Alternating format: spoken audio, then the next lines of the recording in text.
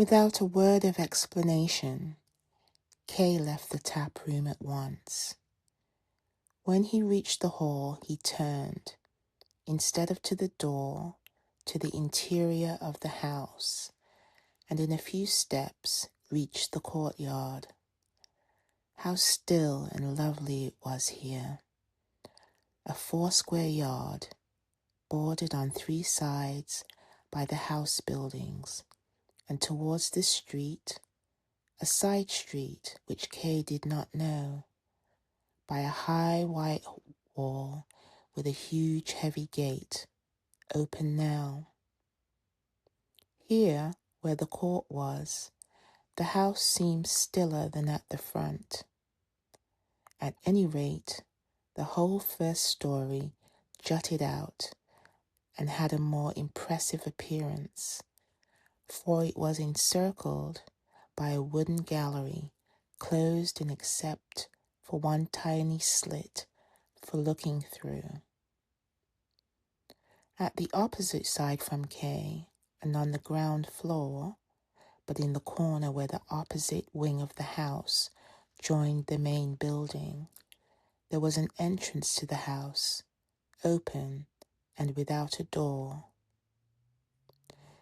Before it was standing a dark closed sledge, to which a pair of horses were yoked. Except for the coachman, whom at that distance and in the falling twilight, Kay guessed at rather than recognized, nobody was to be seen. Looking about him cautiously, his hands in his pockets, Kay slowly coasted round 2 sides of the yard until he reached the sledge. The coachman, one of the peasants who had been the other night in the tap room, smart in his fur coat, watched Kay approaching non-committally, much as one follows the movements of a cat. Even when Kay was standing beside him and had greeted him, and the horses were becoming a little restive at seeing a man looming out of the dusk, he remained completely detached. That exactly suited Kay's purpose. Leaning against the wall of the house, he took out his lunch, thought gratefully of Frida and her solicitous provision for him, and meanwhile peered into the inside of the house. A very angular and broken stair led downwards and was crossed down below by a low but apparently deep passage. Everything was clean and whitewashed, sharply and distinctly defined. The wait lasted longer than Kay had expected. Long ago he had finished his meal. He was getting chilled. The twilight had changed into complete darkness, and still Clam had not arrived. "It might be a long time yet," said a rough voice suddenly, so near to him that Kay started. It was the coachman who, as if wakening up, stretched himself and yawned loudly. "What might be a long time yet?" asked Kay, not ungrateful at being disturbed, for the perpetual silence and tension had already become a burden. "Before you go away," said the coachman. Kay did not understand him, but did not ask further. He thought that would be the best means of making this insolent fellow speak.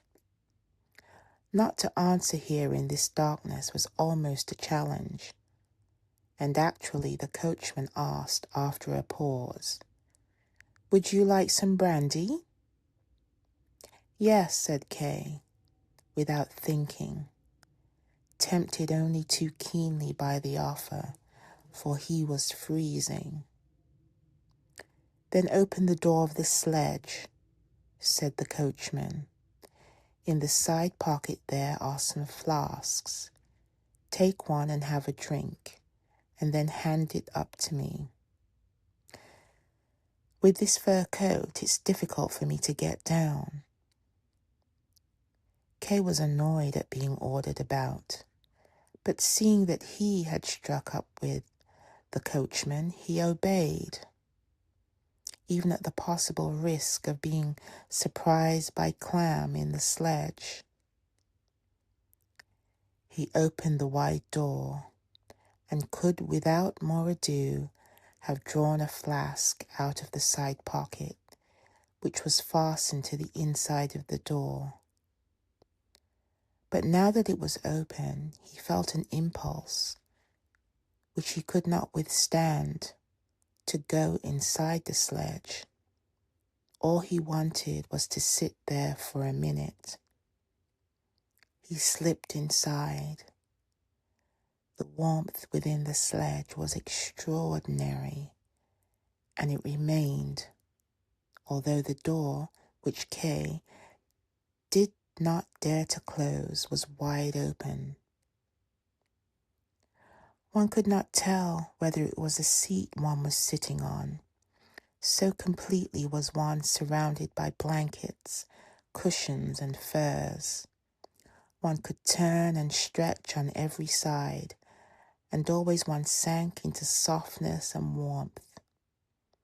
His arms spread out, his head supported on pillows, which always seemed to be there, Kay gazed out of the sledge into the dark house.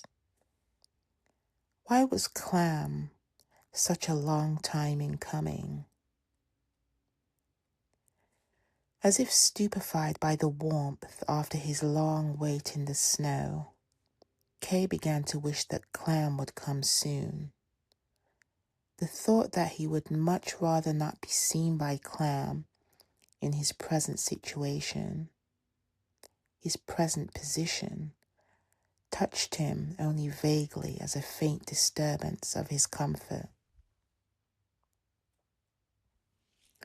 He was supported in this obliviousness by the behavior of the coachman, who certainly knew that he was in the sledge, and yet let him stay there without once demanding the brandy.